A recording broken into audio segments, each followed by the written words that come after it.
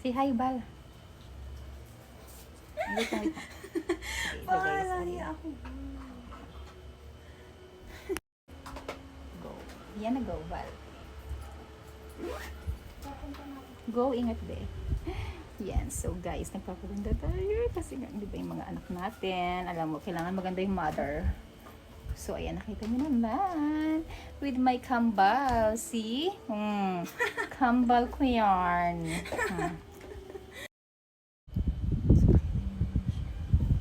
Ang ganda-ganda ng kambal ko. See? Nagmamaganda kayo. Haggard pa yung sa lagay na yan. Te! Nagmamaganda lang po kami. So, ayan, kasi nga may mga anak ako na nag-graduate today. Today's talaga today. For today.